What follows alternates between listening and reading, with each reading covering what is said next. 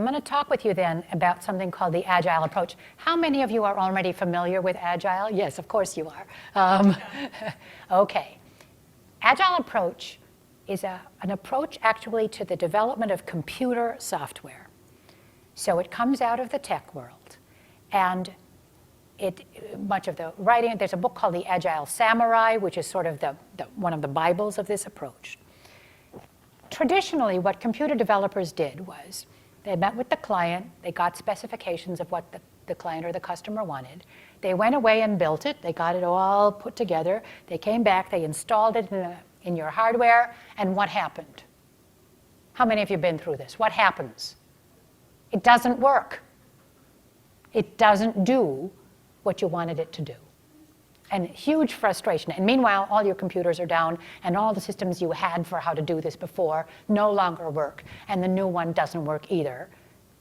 And it's a huge frustration, and it leads to all kinds of cynicism and misery in the workplace. That was the traditional development process. So some of these very smart developers said, this is not working so well for us. How could we do this differently? And it started with how they gathered information at the beginning.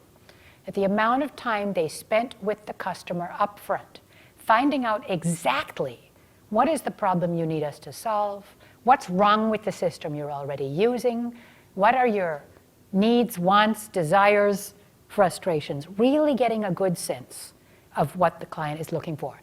And then they would go away and build a little piece of it and come back and put it out and say, what do you think? And it would be crappy. It wasn't what the customer wanted.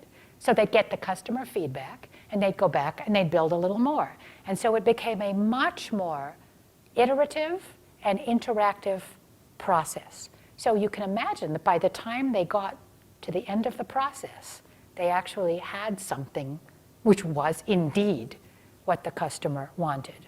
So it's about gathering the information. It's about iteration after iteration and testing each iteration and putting it out there.